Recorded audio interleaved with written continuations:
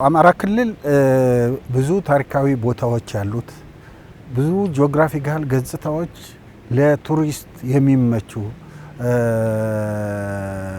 ህብረተሰቡም ሰርቶ የሚበላ ህብረተሰብ ያለበት አካባቢ ነው። ይሄንን ተጠቅሞ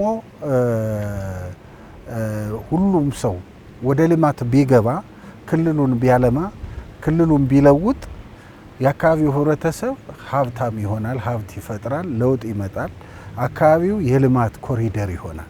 ስለዚህ መስራትና መለወጥ ነው እንጂ ያለብን ከዛ የዘለለው ነገር ሁሉ ጠቃሚ አይደለም። መስራት ለሰው ልጅ የተፈቀደ ጸጋ ነው። ስለዚህ አማራ ክልል ሆነ የኢትዮጵያ ሌሎች ክልሎች ከተሰራባቸው ብዙ ሀብት ብዙ ንብረት ያለብን በሀብት ላይ የተቀመጥን ቱሪዝም አለ ማለት ባለሀብቶች ይመጣሉ፣ ሌሎች ሴክተሮችም ያድጋሉ ማለት ነው። እንግዳ ሲመጣ ነው አይቶ ካየው ተነስቶ ስራ የሚሰራው፣ ማኒፋክቸሪንግ ይበለጽጋል። ማረፊያ ከሌለ ግን እንግዶችም የውጭ ዳይሬክት ኢንቨስትመንትም ሊመጣ አይችልም።